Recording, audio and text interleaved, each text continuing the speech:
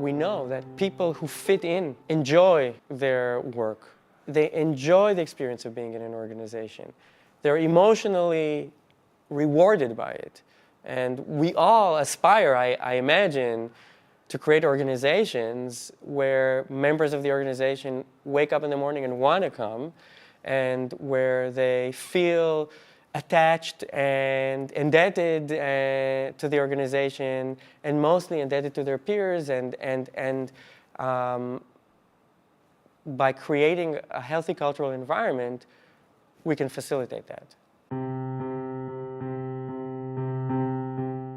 It's the experience of coming to an entirely different cultural context that makes visible to you how pervasive culture is, but also how invisible it is. So, like an example I always like to use is when I came to the States for the first time and people would say to me, let's have coffee sometime.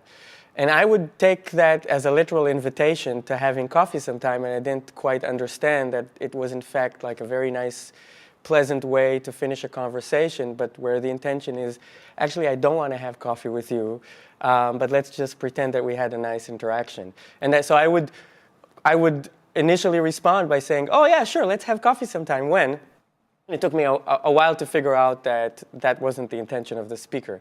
And it's only when you're kind of transposed to very different cultural settings that suddenly your lack of cultural skill becomes apparent to you. And that moment, to me, kind of highlighted how important but invisible it is, and why it's important for us to study it. Culture is about the systematic distribution of beliefs and cognitive understandings across a population. And it's very difficult to measure people's cognition. Historically, we've been doing this by asking them questions through surveys. The problem is that surveys are not very good instruments because we lie to ourselves, we lie to others. We sometimes are not very well attached to our cognition, and especially our unself-conscious cognition. That's what makes it unself-conscious. And add to that the fact that it's not very feasible to ask people questions every day, time and again. It leads to huge attrition and disengagement.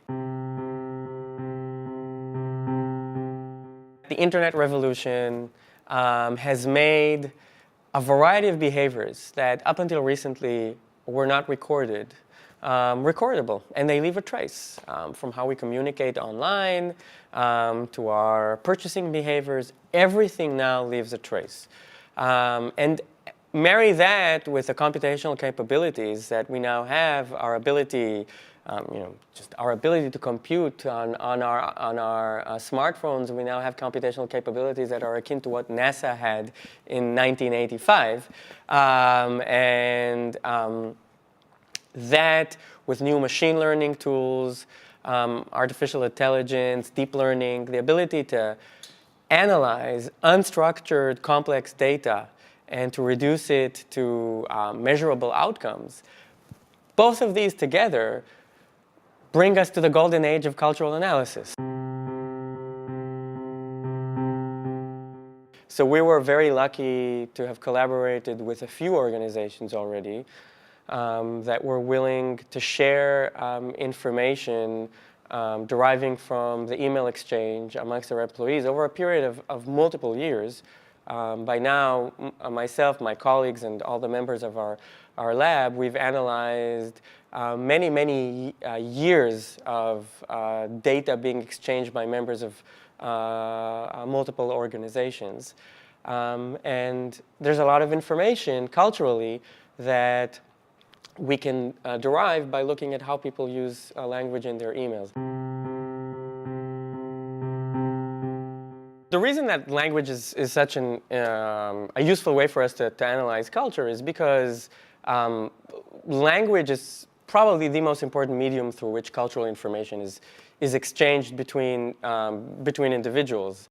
I'm not interested in whether when you and I are talking, are we talking about how are we going to address this particular customer problem, or are we going to talk about HR issues, or are we going to talk about the Christmas party that's coming up. What functionally we're exchanging is immaterial to the analysis. What's interesting is whether in discussing these topics, we're using the same kind of linguistic styles as a reflection of our cultural alignment. So whether we're using like aggressive and brief language, or whether we're very apologetic, and you can just think about all your email exchanges. There's a significant difference between saying, "Dear so-and-so, it was such a pleasure to meet you, and I hope that this is not an intrusion on your time, etc. But if you don't mind, at your earliest convenience, can we please meet?" And you can say the exact same thing, but say, "Hey, John, can we meet next week?" without all of the introductions and apologies. Functionally, you've exchanged the exact same information, but there's a lot of cultural content embedded in how you chose to present yourself and the problem and the question. And that's precisely what our analysis tries to infer. Swear words are very, from a symbolic point of view, they're very aggressive. If somebody drops an F-bomb, it's noticeable. It's not a subtle thing that people do as they speak. And if you think about the organizations that you've been in, or the various cultural contexts in which you've gone through your life, there's a lot of variation in terms of whether it's allowed or really a faux pas to use swear words in interaction. And you can imagine that there are certain organizations where not only do people swear a lot, they use swearing as a means to project to others their authority and their tenacity. And you can imagine at the other extreme that there are organizations where the use of swear words is perceived as an offensive and inappropriate way of handling yourself and would be interpreted as aggression. So it's the same use of language, but it's interpreted very differently as a function of what's normatively appropriate or inappropriate in these two different settings.